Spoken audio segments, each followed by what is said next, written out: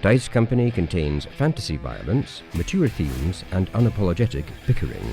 No feelings were hurt in the making of it, but listener discretion is advised. Dice Company will always be free, but it's not free to make. Please consider supporting us on Patreon or Apple Podcasts and get access to our weekly roundtable show Extra Roll. Just follow any of the links in the show notes for this chapter.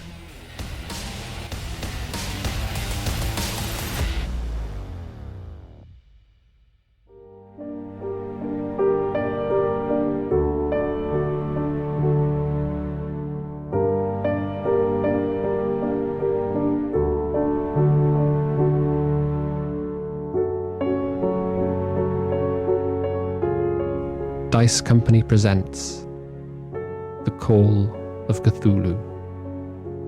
It's grim up north. Part 1. The Letters.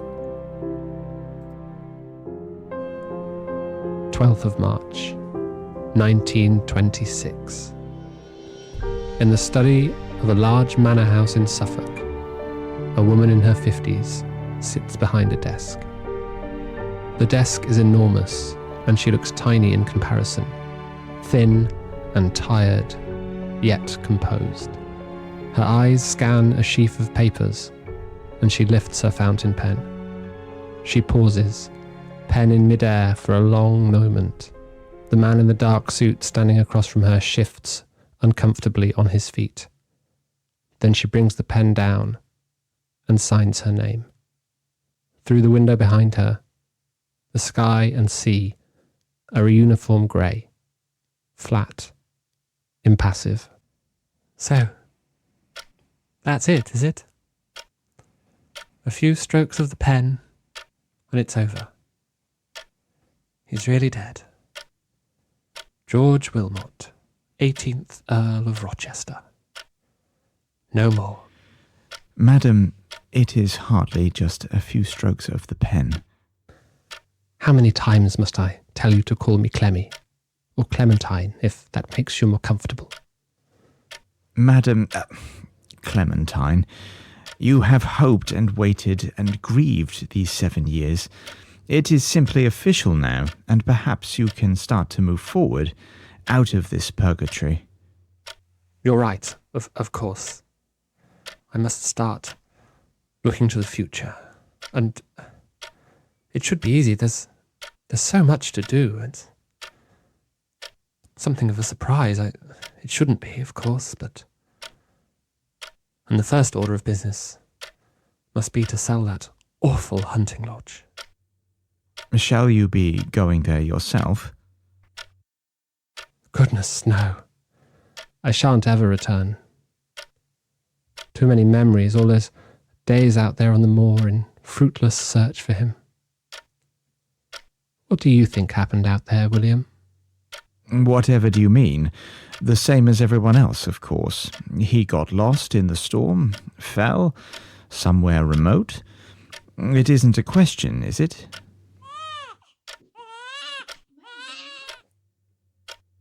Is that a baby? I thought... My niece is a little one, staying with us at the moment. Ah, of course. And I expect you have heard from Vyvyan? I've learned that it's better not to expect anything of Vyvyan.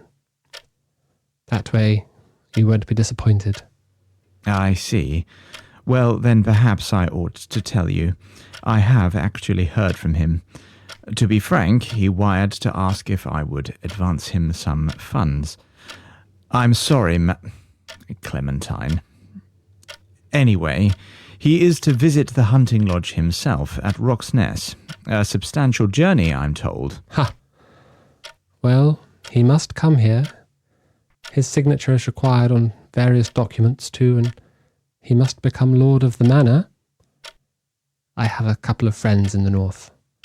I shall ask them to accompany Vyvyan. Keep him out of trouble. Well, I shall take my leave then, Clementine. Goodbye, and remember, I am at your service, always. Thank you, William. You have been a good friend to me these past years, and Goodness knows, friends have been few and far between.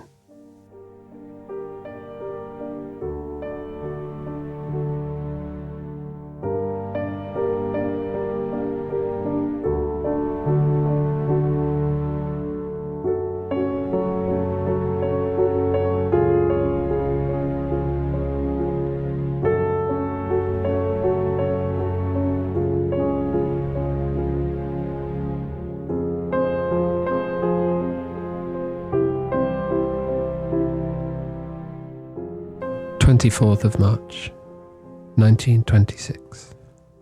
It is still half dark when Professor Aloyicius Parkins leaves his lodgings at the University of St Andrews. He's bound for the village of Roxness, the nearest settlement to the old hunting lodge of his lost friend George Wilmot.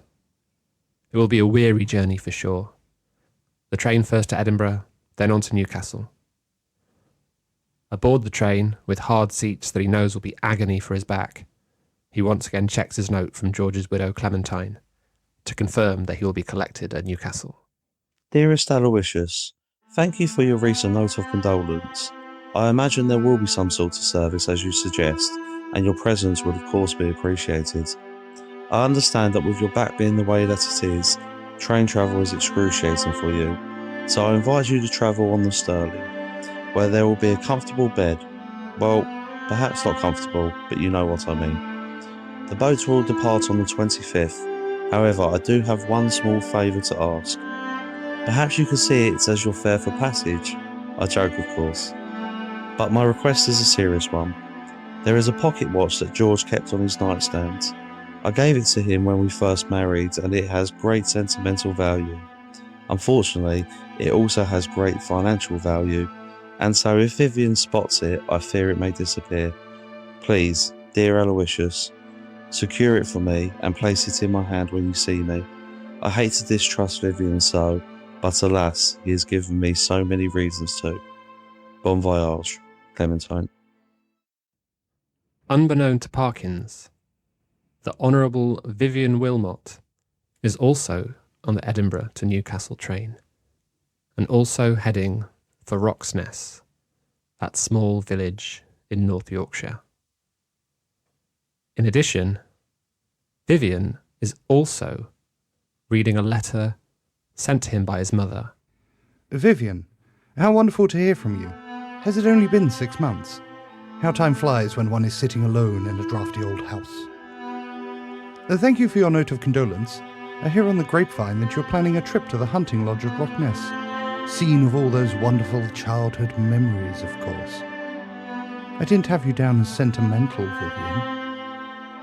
Anyway, after that little detour, please ensure you return home. It need not be for long, but there are certain administrative matters that cannot be avoided.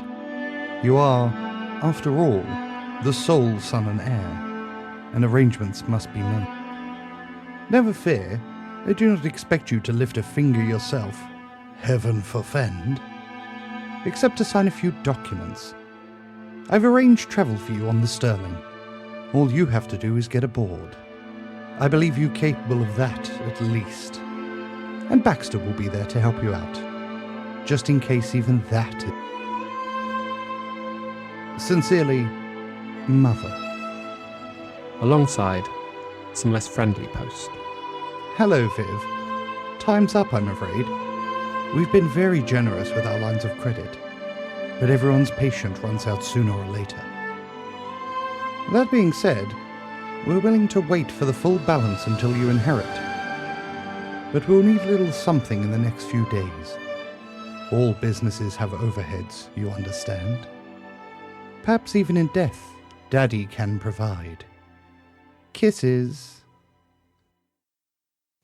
Vyvyan, of course, is travelling first class, so he and Parkins don't meet each other until, standing outside the station at Newcastle, they are both on the lookout for the same silver Rolls-Royce and the same woman, Naomi Baxter, the Wilmot family's secretary and all-round one-woman workforce.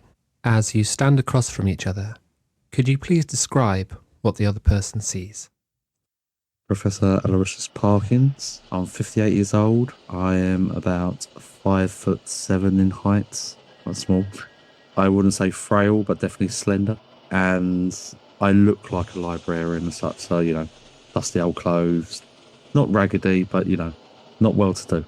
And I am the Right Honourable Vyvyan Wilmot. I'm a tall, slender and handsome man with piercing eyes and black hair that goes to a widow's peak. I carry myself with an easy confidence, and you may notice that I'm spinning a fountain pen between my fingers as I stroll without a care in the world towards the same car as you. Just to clarify, you're not Right Honourable, you're just Honourable, and you're not very honourable. I am the Right Honourable. I am the Honourable Vyvyan Wilmot. No, hello. Apparently this is the voice I'm going with. Fantastic. Lovely to meet you. Genuinely a pleasure, and I'll offer my hand to you. I will, shakingly put out my hand. No. I'm a great judge of character, and you look to me to be some kind of brain box. Professor, perhaps? Or mystic of some kind? That is correct. How'd you figure? Well, the dusty clothes, the slightly dour demeanour. You could be handsome with a little bit of work. Not that you're not handsome, of course. It just, a little bit of effort goes a long way, I find.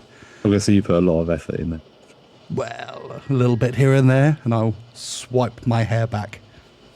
You may notice that despite being relatively pale, I do have kind of the etchings of a tan on my face. It looks a little bit splotchy.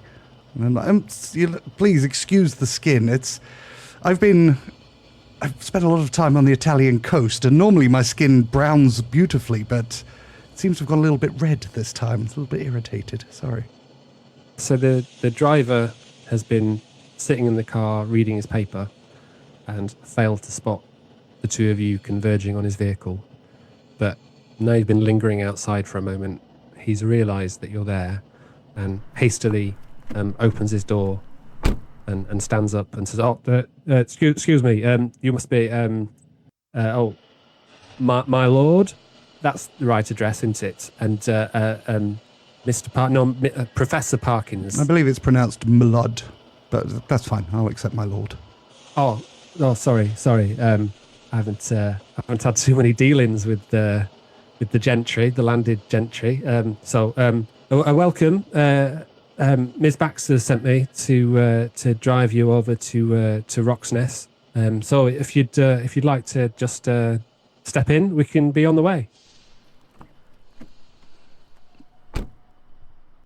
How long of a drive is it? Oh, it's 2 or 3 hours. I'm going to annoyingly go to the toilet first before I get in the car. Love the practical considerations. Excellent stuff. I'm definitely not going to do that for the opposite reason. Right, you are. Okay. As Aloyicius leaves, I'm going to pull out a tincture and use the pipette to then just squirt a little bit of liquid onto my tongue. That's much better. There we go. You will notice when I come back from the toilet, I'm a bit springier. I feel like I'm walking with faster strides, and I take note of that. The driver is careful to take no note of either of these things occurring.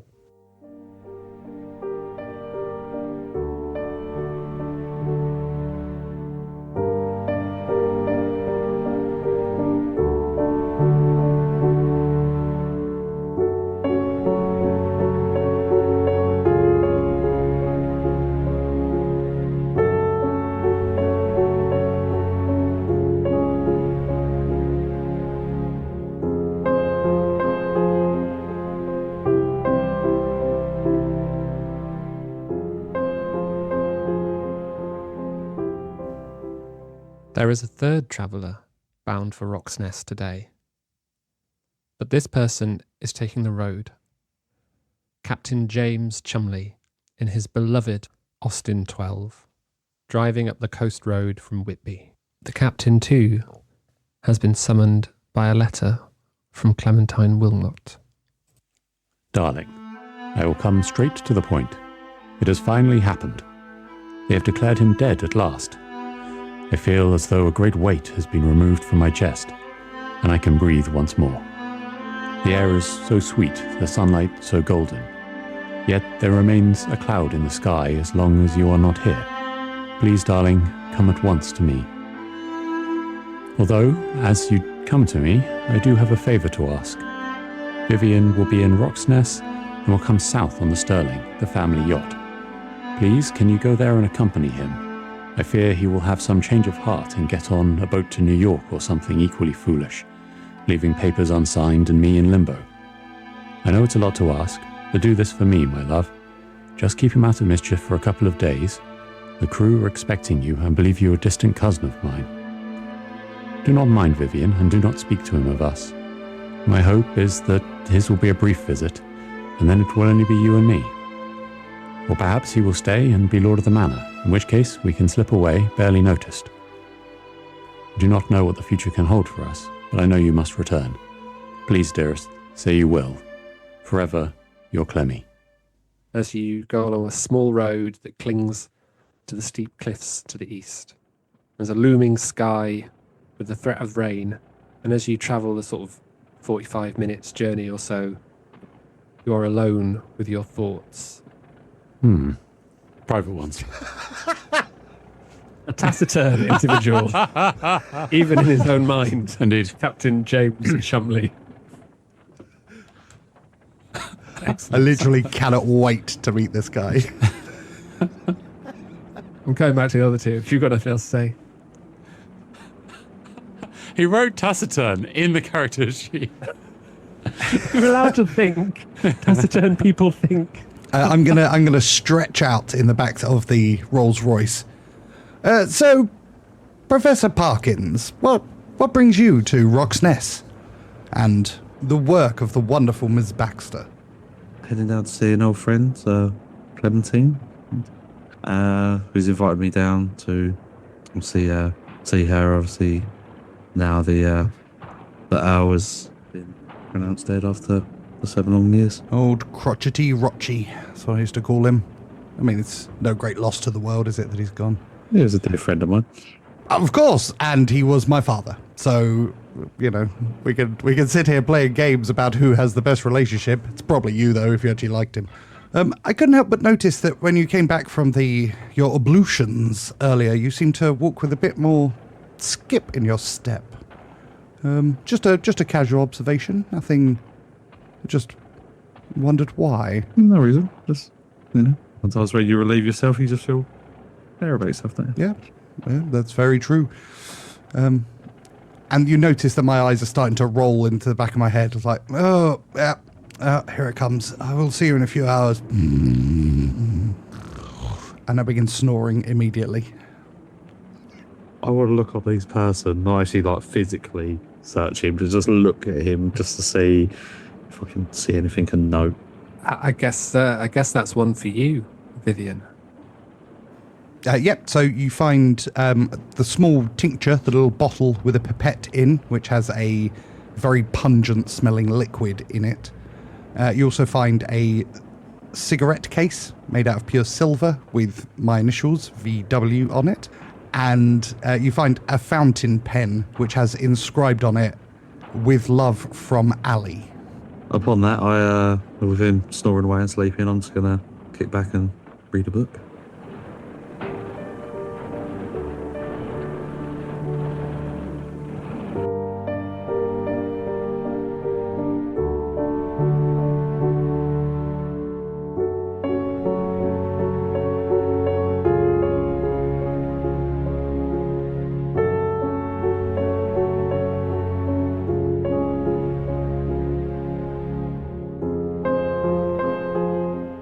Cutting back to the captain, is there anything that you've been considering as you watch the clouds skip by over the cliff tops? Well, they remind him somewhat of the clouds of smoke from, no, it's not worth thinking about. It's bad memories, those. Focus on the road. A man trying to distract himself. How close is he getting to Roxness? So I think you're arriving. You set off a bit later than the other two. And so we'll cut back to them briefly. Just the day sort of passes fairly slowly, I would say, for Parkins, sitting next to the snoozing Vyvyan Wilmot. And it's mid-afternoon when, travelling on a series of smaller and smaller roads, the driver announces that you're approaching Roxness. And the village is arranged around a grassy square. It's hard by the cliff top, and you can see a huddle of tumble-down cottages close to the edge of the cliff, as well as a few more closer to you to the west of the square. On the north side is a pub with a sign outside saying The Hanged Man, but it's quite faded. And south of the square is a general store, and then what looks like maybe a village hall next to it. And then further south, slightly outside the main part of the village, you can see the spire of a small church. Outside the Hanged Man, you can see a car pulled up, an Austin V12, and it would appear that a man has just got out of it and a woman is coming towards him. The woman has a short hair cut in sharp lines, and you recognise her immediately as Naomi Baxter. As for the man, perhaps you would care to describe yourself.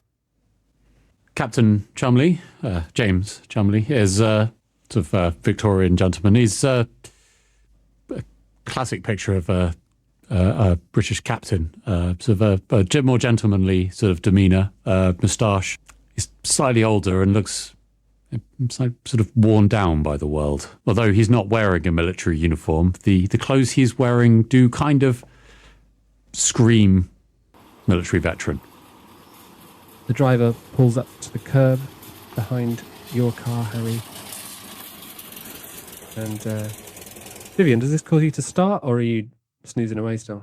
It causes the captain to start, though. He whips around immediately, noticing movement behind him, opens the car door, and he has a walking stick, which he's actually pointing back at the car behind him, and then sort of catches himself and lowers it and sort of gathers himself and slowly gets out of the car. And Vyvyan is also awoken with a start as the car stops, and he sits up bolt upright and goes, Babylon! Excellent, we're here. Oh, look, a military man. Hold up. What is Babylon? Oh, Babylon. That's just an old friend of mine mentioned her. It's another name for the Earth Mother. We sometimes call her the Scarlet Lady. You know, Mother Earth. I have no idea what you're on about. I spent my whole life digging Mother Earth up, but yeah, right. Oh. It's quite all right. Oh, interesting. Oh, don't worry. I'll teach you everything that I've learnt, but it's fascinating, honestly.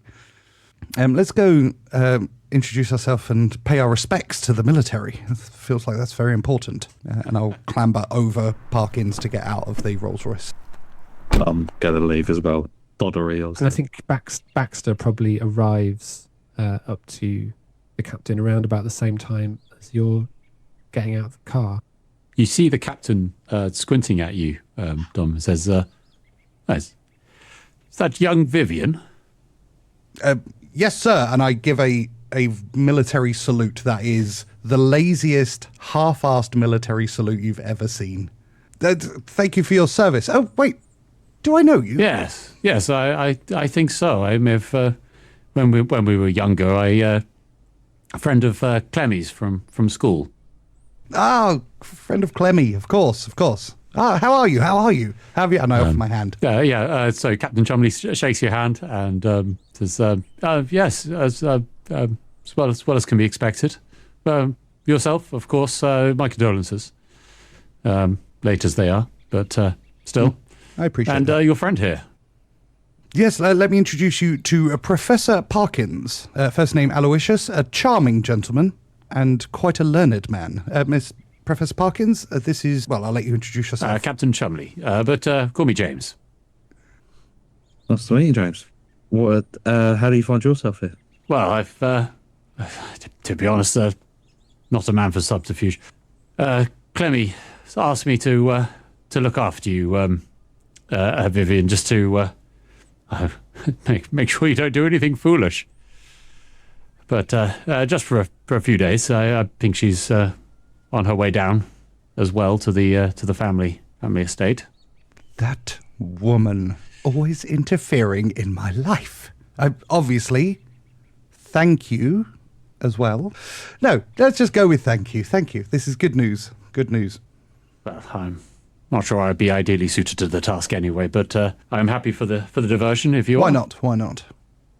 And yourself, Professor Parkins, you were brought up for similar reasons, I assume. Yeah, Clemens invited me here as well. She was a former student of mine.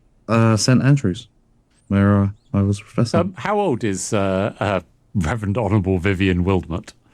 By the way. Thank you for correctly identifying me as the right honourable. 30 years old. And I look a little bit unwell, you would suggest, with my patchy skin and my sallow complexion and what appeared to be growing black bags under my eyes. Would I, being a learned man, would I recognise this skin condition? Let's do a roll. Yay! Roll! What shall we roll? There's no need. I recognise it myself. It appears to be trench foot. Not sure how it's got on someone's face like that, but... It is not trench foot. Are you sure? I do not have face foot. No, trench face. Damn it! It's quite all right. I've seen many chaps suffer from it. It is curable, you know. I think first aid is good. 27, that is a pass. So, Aloyicius Parkins, observing Vyvyan Wilmot. Now, I guess he had plenty of time to look at him in the car, but now he's really looking at him. Believes that he knows what sort of condition Vyvyan is suffering from. Yeah, your observation leads you to suspect that Vyvyan is suffering from withdrawal symptoms from probably quite hard drugs. You can do with that information what you will. I'm just going to keep it to myself for now. Yes, definitely trench foot. I think it's... Yeah, the argument continues. I don't have trench face. At which point, Baxter steps in and says, good afternoon, gentlemen. I see you've become acquainted and are bickering already. How delightful. I trust your journeys were pleasant. Wonderful, thank you, Naomi. And I'll take her hand and give her a kiss on the hand. She's clearly tolerating it because you're a lord, but she very obviously would prefer that you did not do that ever again. I pay no attention. Is that because of the trench face? Yeah. Don't worry, it's not contagious. So yeah, it was a lovely journey, thank you. I was like, my back is hurting me now, but... Yes, I understand that's the primary reason why you're travelling by boat for the rest of the journey. The opportunity to have a cabin and walk around the deck and so forth. Far more pleasant than a seat on a train or a cab. Personally, I wouldn't get on a boat for all the money in the world, but more power to you. And Captain, nice to meet you. The pleasure is mine. Trust you've had a reasonable journey. You didn't have far to go, I believe. Yes. No distance. I reside down in Whitby. Very good. So as you know, the Sterling will be travelling down to Suffolk, the old family home for you, my lord. And I believe you two others are joining us, pay your condolences or something, whatever it might be. So there's still a few things to sort out here in town. I'm sure you'll understand work is ongoing to move the Earl's possessions from the lodge to the boat. The workmen are just finishing up for the day. A couple of rooms left to do tomorrow morning, and then the plan is to sail tomorrow afternoon. I've booked you rooms at the inn just across the way there. It's nothing special, but seems clean enough, and that's about all. Anything that I can be of service of while you're here in town? I have a question about the lodge, if you don't mind. Have any possessions been moved, or has there been a great cleaning undertaken, or has it been left as it is? My understanding is, as I say, work is ongoing. I believe there are a couple of rooms still to do. Last on the list are the Earl's study and bedroom, perhaps. Excellent. So yeah, plan is to do those tomorrow morning, as I say. And what time will we arrive at the lodge? How do you mean, sorry? I don't believe we're planning on going to the lodge. We're to stay in the inn and take the Sterling, the boat. Did you want to see it? No, that's fine. I'll the inn, of course, and the Sterling. Yes, marvelous, great plan. If you're sure, I'm happy to. I'm happy to drive you if you want, as long as we get to the inn first for a quick snifter. I'm absolutely famished. Professor, would you like to come and visit my father's lodge? Yes, later I would like to, but yeah, I'm pretty hungry myself, and Okay, could definitely do with a drink. marvelous. Baxter, if that's okay with you, we would like to go and visit the lodge briefly, and then we shall catch the boat afterwards. Very well. Did you want to go today or in the morning? I can arrange the keys. I don't have them to hand. Obviously, the workmen have the keys, but I can sort that out. Probably have them in a couple of hours. Yep, that sounds perfect. That gives us time to have a nice bite to eat, a little afternoon snifter, and then, yes, we'll be in the inn. Very well. Just to advise you, my lord, I don't know if you're visiting for sentimental reasons. You're, a snapshot of your childhood, but it is somewhat run down. Nobody's lived there for, well, I think almost since shortly after your father died, so coming up on 7 years. I believe that your mother arranged for someone to call by annually to, freshen up the house and make sure it didn't fall into disrepair. But it may not be the pristine place that you remember from your childhood, that's all. That is absolutely fine. I have spent many months living something of a nomadic existence anyway, so a little bit of untidiness and lack of cleanliness is no harm to me. Yes, I can see that. Anyway, yes, the inn, as I say, I've arranged rooms for you. Just let them know your names. They're expecting you any time. And yes, I shall head off and go and find those keys for you. Shall I meet you back in the inn, let's say in 2 hours? Perfect. Very well. And she heads off to the north. What would you like to do? Go to the inn. Thought we were in the north already. She heads even further north. If you can imagine it. We'll head to the inn for a drink and some food, I think. So it's no distance at all. You're parked pretty much outside. It's not a particularly large or prepossessing place. It's a single detached building built out of stone. It's got a sort of picture window, which looking through you can see the pub looks fairly empty. And are you knocking? You just go straight in? Straight in the front door. Yeah, Vyvyan doesn't knock, does he? And as you go in, it's a quiet weekday afternoon. There is a middle-aged woman behind the bar and a lone older man sitting at the bar, nursing what looks like a pint of bitter. Gentlemen, what can I get you to drink? Oh, I'm bitter. You're bitter. Or have a whiskey. Good whiskey, marvellous. Barkeep, and I'll relay the order. A bitter, a whiskey, and... do you have gin and tonic? Yeah, I believe we do, love. Coming right up. Give me just a moment. Thank you. Are you my guests by any chance? That's right. I am the Right Honourable... Are you just doing this to fuck my head in? Is that what's happening? Maybe. Lord Vyvyan Wilmot. Oh, a lord. Oh, we've never had a lord stay here before. Maybe we'll put a little plaque up or something. It's very nice to meet you. Elaine Stevens. Welcome to the Hanged Man. It doesn't sound that welcoming when you say it like that, does it? But, it's... No, it doesn't. How did this pub get its name? Oh, this village used to be a hotbed of smugglers back in the day, and, whenever they caught them, obviously they'd string them up. I don't think it were too far from here, so, they were in the square there that you'd have seen outside. Quite bleak when you think about it, but it's years I think ago. like the smugglers here might be better or something. But yeah. That would have been an idea, wouldn't it? Yeah.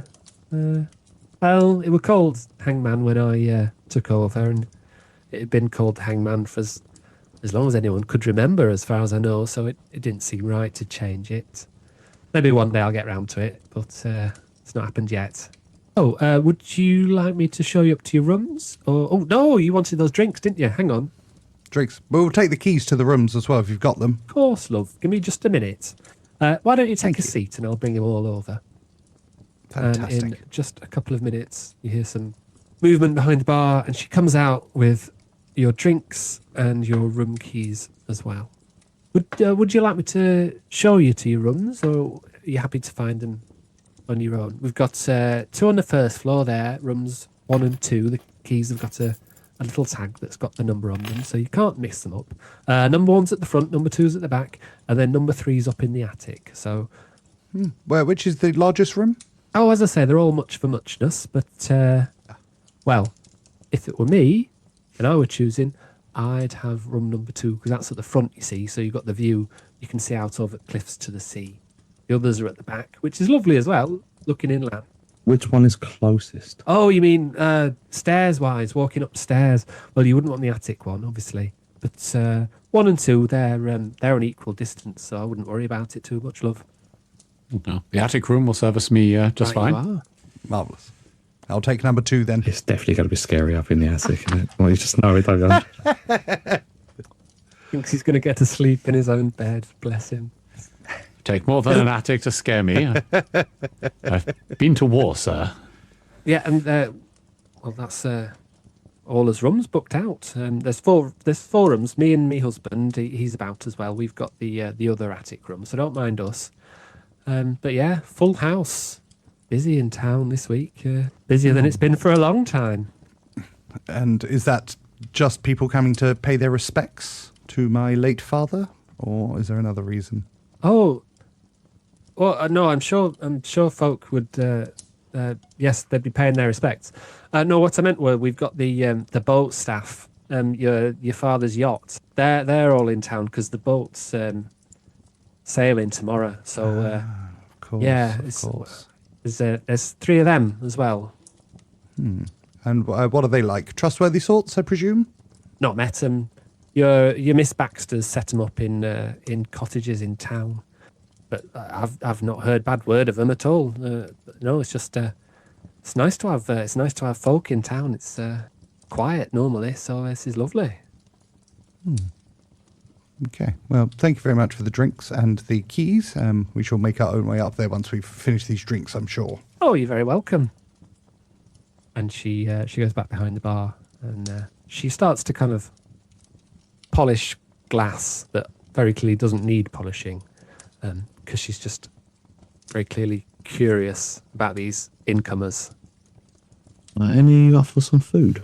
I don't have a large appetite, so I'll pass. But if you need to eat, then by all means order some food. Yeah, I'm going to go to the bar and order me a roast if they do one. I'm going to down my gin and tonic and grab my key and head up to my room. You can't have a roast, but she will fix you up with a plate of sandwiches. Thank you.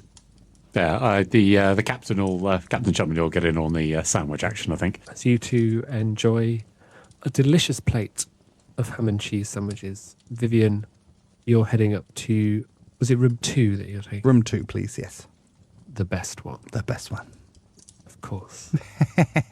You head up the stairs. It's quite a sort of narrow flight, steep, thin, pinkish carpet, which leads you up to the first floor landing. There are 2 rooms, one clearly at the front and one at the back, and your key opens room number 2. And opening the door, you can see that it's very kind of simply kitted out. So single bed, wash basin in the corner, crucifix above the bed, and net curtains that do, as you say, look out over the cliffs, and you can see the heavy grey sky. On a nice day, this would be a glorious view, but on a day like this, it's somewhat bleak, looking out across the North Sea. The outside weather somewhat reflecting how I'm feeling right now. Obviously, there's a certain level of guilty excitement about the fact that plans are being put into place following my father's death for me to potentially inherit some large amount of cash. But I also miss Italy and Edinburgh and Cyprus and the various other places. And I wonder what my father would think of me right now if he were to see me as I take out a cigarette from my cigarette case, light it, and take a deep drag and let the heroin swill around in my lungs for a moment. I make sure to only take one drag. I've become an expert of perfectly gauging exactly how much to take that would not knock me out completely, but just take the edge off being back home, a place I never thought I'd be. And yeah, while upstairs, Vyvyan is pondering. What are you two doing down in the parlour there, apart from scarfing down your sandwiches? Presumably you two have never met before, is that right? I say, Professor, you said you were a teacher of... Did you say you taught Clementine? Yes, yeah, St. Andrews, yeah, she was in my archaeology class. Yeah, I see. Anthropology, you say? Archaeology. Archaeology. Far better. Old buildings and stuff. Stay away from people. That's for the best. Yes, so, yeah, spent a lot of time in Egypt, in the tombs of Cairo, and had my fair share of digs, and now I just settled down as a professor. Done travelling the world, and too old for all that now. Well, I could understand. I'm done travelling as well. But pyramids, they would have been nice to have seen. Are they? They're as huge as mountains, I hear. Oh, well, Woodley, I've never actually seen the mountains. They're, well, I suppose as big as the mountains in this country, but I'm sure there are bigger. Captain, are you naval man or military man? The Army, 8th Battalion, East Yorkshire. Yeah. Of course, not around anymore, but quite retired. Did you serve as well? No, I was exempt for scholarly and medical reasons. I was unfortunately not able enough to go to battle. Well, quite right. Got to keep that archaeology going, obviously, after all. It is very important. And as you're chatting, Elaine comes back over and says, "How sandwiches? Are they to your taste? Are they all right?" Lovely, thank you. Sandwiches? Oh, yes, they're fine. I didn't like to ask while his lordship were in the room, but Trench foot. Don't worry, it is not communicable. right you are. No, what I was going to ask is, does this mean there's going to be a new owner at the lodge? If the old Earl is now, if he's really dead, does that mean it's going to be sold and there's going to be someone new moving in? My guess would be that it would be passed to your son Vyvyan, who you just met. What do you think he's going to do with it? Will he live? Well, no, they don't live there, do they? Will he summer there, do you think? Possibly. He seemed interested in visiting. I can't say, I'm afraid. Must be just what the village needs. A bit of life back, a few visitors, spending a bit of money in the hotel. Do hope so. It seemed a bit tactless to ask him, you see, so I thought I'd ask you. I hope you don't think I'm rude or Not at all. No. Well, all right. I'll let you get on anyway. So, Professor, if you don't mind me asking, why did you come up to the north? I assume for the sail down in the Sterling. Well, yeah, I'm a good friend of George's, and obviously, I'm just paying my condolences. And Clementine is an old friend of mine as well, and yeah, very close. And yeah, just wanted to make sure she's well in this moment of grieving. Well, that is good of you. Have you been to this lodge before then? Good friend of the... Yeah, I was invited down here years ago when Clementine was my student. We come down here for family get-togethers before. So, this is a long time ago. Okay. Well, and yes, I to ask, but do you think the old man really is gone? I mean, disappeared and... Well, is it? I always known him to be a stubborn old bastard, so I don't know. I mean... I'm hoping to find out more about what happened to him when he did disappear. Yeah, I mean, I know one's heard stories and such. He's somewhat eccentric. It's impossible. He's just simply travelled off somewhere, ends of the world, and just not come back. It's peculiar, for sure. Yeah. What have you heard? Not a lot, to be honest. Nothing more than is generally known. Other than I know that Vyvyan, not necessarily the most reliable fellow, it's trouble staying on the straight and narrow. What I've heard, yeah. I hope we can get him on the boat. I've been instructed that he may try and go on one of these crazy, side jaunt or something. No, we'll get him on the boat. And as you say that, someone plonks down their pint on the table, and looking up, you see the old man who'd been nursing his bitter at the end of the bar, and he says, "What are you two on about? Mysterious death. The Earl, it were nature. Have you been around here? You've got sea over there to east. That takes scores of men every year. You've got moors over there to west, where hypothermia could take you in 2 hours if you don't know what you're doing. There's never a mystery. It's just normal life in hard places. Coming up here talking nonsense." Well, I mean, I do suppose that the sea is very dangerous, but I mean, it's unlikely. His boat is here and would have had crew. The Earl had a hunting lodge out in the moors. I presume he was somewhat au fait with the ways of hypothermia out there. He's from Suffolk. He didn't know out. He were up here. It was February, wasn't it? February, 7 years ago.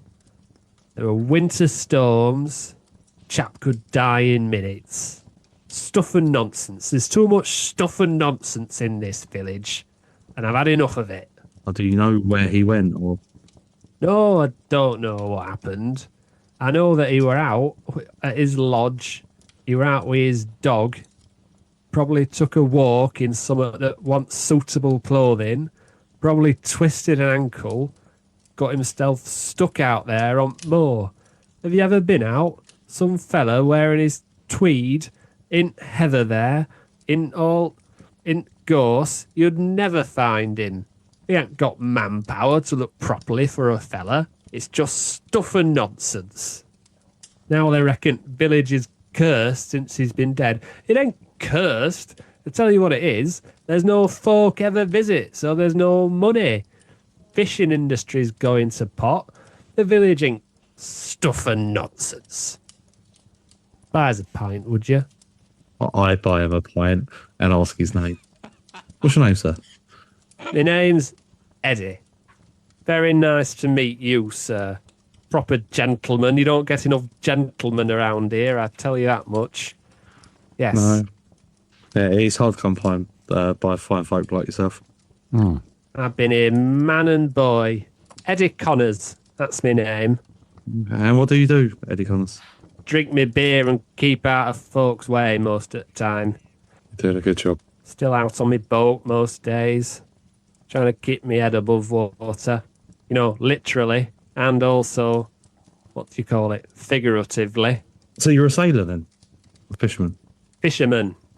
Aye. It's the only real industry there ever was round here. And that's dying out.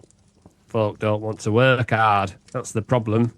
Young people today, they don't want to live in harsh conditions and work hard. They want hazelnut lattes, don't they? What year is green this? tea. 1926, and you're I'm upstairs. definitely buying The right honourable Vyvyan Wilmot, one of those when he comes down. So, you say folk have wild stories about the Earl there? Well, I hear he were no good. I hear that much. He were a wild character. Thought his money could get him whatever he wanted. But, well, when someone disappears, folk will always make up stuff and nonsense, won't they? Any particular characters in the town prone to this sort of thing? Vicar never liked him. I'm not saying Vicar spread any rumours out, but Vicar didn't like him at all. Said he were consorting with devil or some such. But, well, he's an idiot as well, isn't he? Bloody Vicar. The Vicar's still around. Folk. Well, I'm talking about him in present tense, aren't I? What do you reckon he's still around? Of course he's still around. Otherwise, folk could be making up nonsense about him as well. Anyway, I'm going back to my paper. He trudges off to the end of the bar and plonks. Now he's got a fresh pint, courtesy of your generosity. Sort of lost interest in the conversation and goes back to his newspaper. Do I need to take some money off for that? Do I have money? Like as a university professor, you'd have enough money to buy a pint and some sandwiches. You'd have enough money to buy a pint. Yeah, this is in the days when they're paid pretty well. It was an interesting chat, wasn't it, James? Well, yes, I somewhat suspect the northern countryside has got to him a little bit. I can still hear you, you know, right here.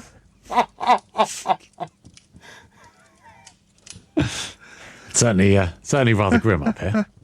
Bleak. It'd be interesting to go see the Vicar, though. Well, actually, I say, old timer. Did they ever find his dog? What? His dog. Did they ever find his dog? Dog bloody came back, didn't he? Thank God. I've always got to make sure the dog is okay. I think in a good story. I'm wondering if anyone took the dog for a walk to see if he led them to it. You think we didn't think of that? The simple folk, are we? Never occurred to us that dog might be able to find his master. Oh no, we'd never have thought of that, would we? Oh. And presumably someone must be looking after said canine. Who? Well, dog's dead, mate. It was 7 years ago. In the meantime. Well, yeah, the dog in the lived lodge for a couple of years after. No, not in the lodge. I absolutely love Eddie Connors. I demand that we take him with us wherever we go. Yeah. I would say he suffers no fools, but I suspect he's kind of is. What's her name? The shopkeeper. Ginny, Virginia. She had a dog for a couple of years and then it got old and died like dogs do. Well, good of her anyway. Not another professor of tall stories then. This shopkeeper? Shopkeeper? No, she's just a shopkeeper. Well, she runs the, I suppose you might call it a museum, the little hall next to the shop. She's got some photos and press clippings and stuff from the villages past, but it's no nonsense. It's proper facts and photos you can't argue with. Losing me accent and the conversation. You said that he was there was folk saying that he was a devil worshipper. Oh, you'd have to ask Vicar about that. I don't know. Stuff and nonsense, I think. Aye, stuff and nonsense. Aye. Anyway, crossword won't do itself. Excuse me. You stuck on anything?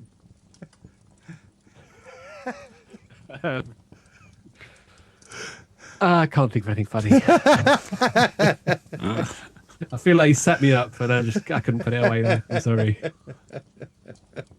All right. I definitely want to go see this vicar. You wish to go to the church? Yeah.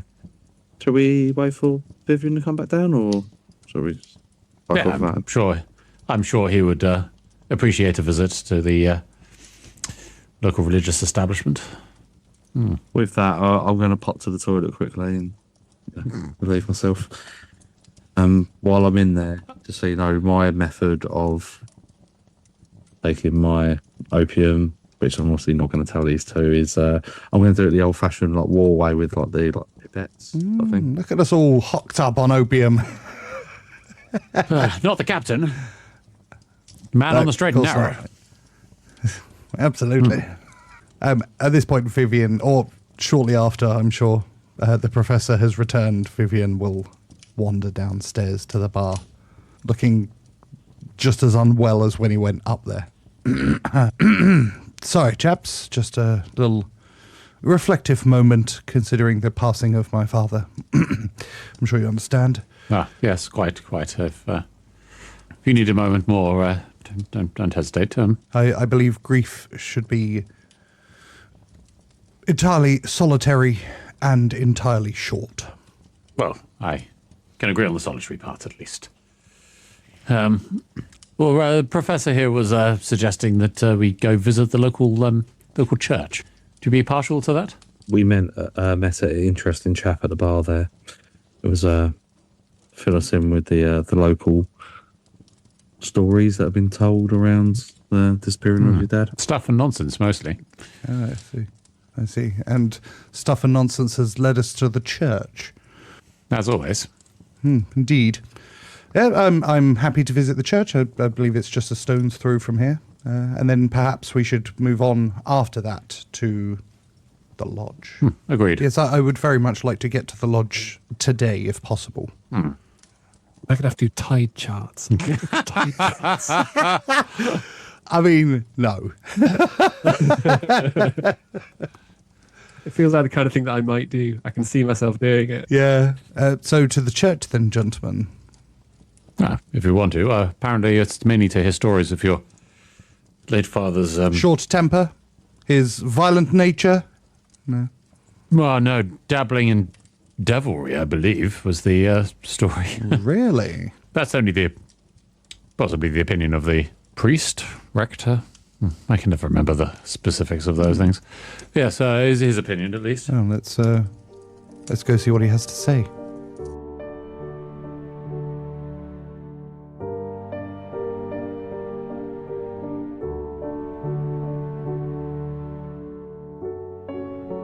You step out of the Hanged Man pub. You can see the church spire. It's very easy to navigate to. It's just behind the houses to the south. So you cross the small village green, and to your right, well, directly ahead of you, you can see the village shop that Eddie mentioned. And kind of attached to it is sort of like I guess it looks a bit like a sort of village hall. So you can pass that and follow the road round, and that takes you to the church through a gate and a small churchyard, which has a couple of weeping willows in it. You can see a small, slightly run-down church that serves the village. So yeah, you can see the rectory behind the church, and the double doors of the church are open. Vyvyan is going to march straight through those open doors. Are you travelling with them, Captain? Yes, yeah, Captain will afterwards, looking faintly ashamed at Vyvyan just barging in. So the church is very still and very silent.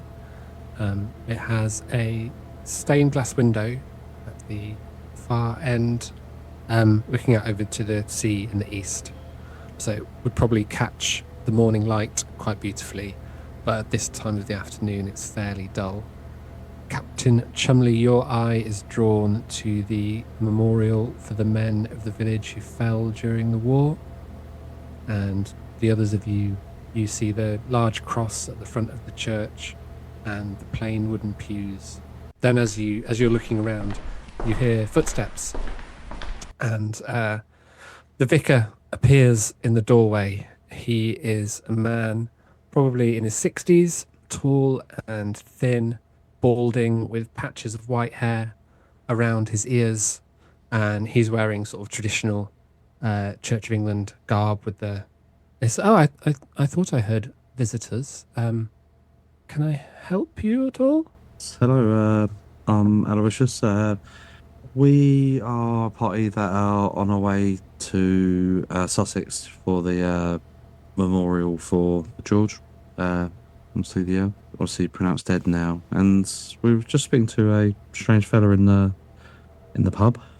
We met Eddie, quite the character, and he was just sort of filling us in on some of the rumours around George's death. And he mentioned there was a rumour around maybe some devil worshipping or...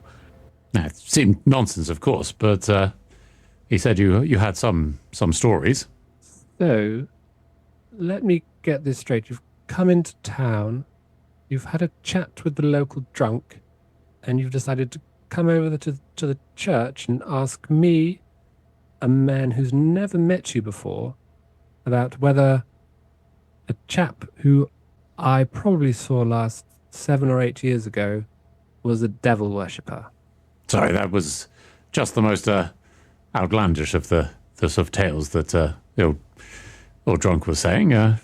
But he certainly seemed to insinuate that you knew the Earl somewhat.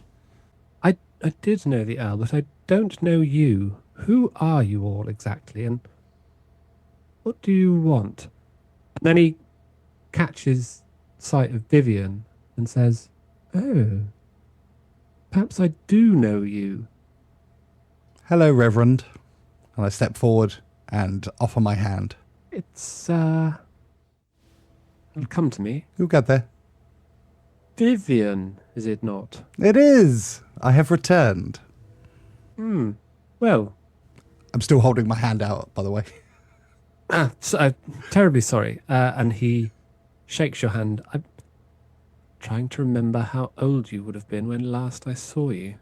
Of course, you were here as a child, weren't you? But don't believe I've met you as an adult. No, I'd imagine the last time you saw me, I was probably 10 or 11 years old. Making notes, Vyvyan not suspect. And you've come to hear me speak ill of your father. I'm accompanying my new friends. This is Professor Parkins and Captain James Chumley. They have been accompanying me as we set about paying our respects to my dear late father and get the estate in order for the transfer to myself. I see. Well, may I first say I'm sorry for your loss.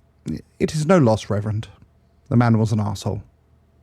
Well, those aren't the words I would have used, but quite sure people tend not to be as blunt as that. We're just curious. There was a lot of mystery around his death, and obviously there was no answers to where or why, and we're just trying to get some closure and just trying to understand what may have happened.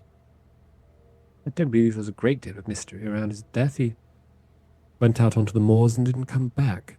And you believe that is all that happened? No reason to believe anything other, no. Vyvyan's going to turn to the professor and say, "Please excuse my blunt language, Professor Parkins. I appreciate that you're an old friend of my father's, and I do not wish to speak ill of the dead, but my father, for his many great qualities, had a very short temper, and was not always the best role model for a young man. I'm sure the Reverend would agree with that. I would. And while I understand the need for closure for people who are grieving, myself in my own way, sometimes people go beyond help. Don't you agree, Reverend?" Well, that's a question, young man. No, I don't believe... I do think people go beyond help. So you think that my father's soul could have been saved? I believe all souls could have been saved. Even after everything that he did? Of course. I very much disliked your father, Vyvyan. Felt him to be a man in love with the trappings of the world, a man who thought the rules didn't apply to him. He was short-tempered and violent and deeply unpleasant. I'm sorry to say this of a dead person, but it's the truth, and it seems to me that you feel much the same. However, anyone can repent and turn to God, and those sins are forgiven, no matter what they've done previously in their life. To the best of my knowledge, I'm afraid your father did not repent, and When he died a sinner, and it's not my place to say what happened to him on his death as a sinner, but I believe that was the case. So no repentance. I presume then he threw out none of the trappings of his sinful life then? You mean that appalling book? I do. I have no idea what happened to it. While this conversation's happening, Vyvyan is currently furiously playing with the pipette in his pocket. He's starting to feel a little bit anxious and excited. Interesting. I'm frankly appalled that he would have shown it to you as a child. He's the kind of man he was. Bound in human skin. Human skin. Can you imagine? Well, of course you can imagine such a thing. You've seen it. The conversation we had. Things. Well, I'm sure you can understand. I told him it was quite beyond the pale. Quite appalling. Good grief. Did I just hear you say a book bound in human skin? You did, sir. I'm afraid you did. He showed it to me himself. He was laughing as he did so. Oh, no wonder the old drunk was saying devilry. Oh, that's quite a thing. And you think that's bad? Wait until you hear the name of the book. Reverend, tell him the name. I don't know the name. Fuck. Neither do I! Shit. Didn't read. Probably still in the lodge as we speak. Placed it in my hands and I realised what it was. Ugh. Still haunts me to think of it. Before we carry on, have I actually seen this book? Because I was basically just I don't believe that you've seen lying it. at that point because I wasn't sure if I'd seen the book. Yeah, I figured to try and get him to speak. I figured that you were lying, but he didn't know you were lying. Can you give me a spot hidden roll, please? I got 66 against 40. No good. I didn't help. I got an 86. I rolled a 52 against a 35. I will push. Well, because certainly he hasn't been as involved in the conversation yet, so presumably he's not as distracted. I would say that the conversation is really weird, and I'm probably actually looking away from the conversation because I'm pretty horrified from it. And maybe I'll spot something. Yeah, so you're kind of, appalled by this conversation and looking for a bit of a distraction. So you kind of allow your eyes to scan around the church. And can you give me a spot hidden for your pushed roll? I rolled a 10 against the 40, which is the plus. That is a hard success. So as your eyes scan around the church, they land on the stained glass window. You realise that you can see the shape of a figure behind it. There's someone standing behind the window. You can only assume that they are listening in. And we'll end it there.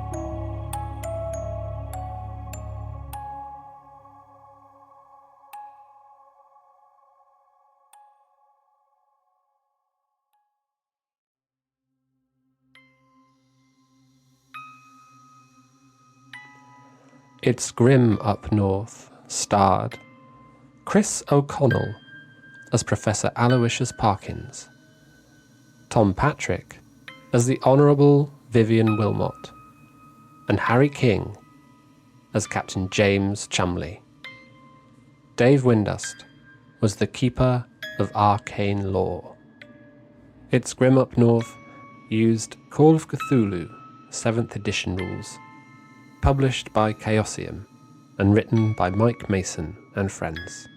If you enjoyed this podcast, why not check out our main campaign, Small Embers, or our Mothership series, Dark Star, the galaxy's local service provider. To find these feeds, just search for Dice Company, wherever you get your podcasts.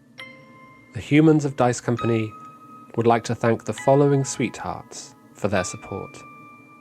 J. Hilda von Greenhorn. M. Corey Mack. Dave Patterson, Boy Genius. Sepulchre Stennett. Marky B. Jenny the War Camel. Stephen Sikora. Nori Gosler. Mickey Arnold. Happy Daddy Scotty. Tika. Rabbi Camel. Team #StayToxic. Path Pursuit. Paris Picard. Julia Zeno. Shovels. Queenie. And an extra special thanks to our members of the Council of the Rojan. The Red Right Hand. Shelby Cat, purveyor of exceptional dice. S.J. Phionics. Zeus Legion.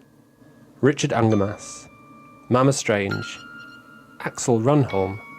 And Chris from North London.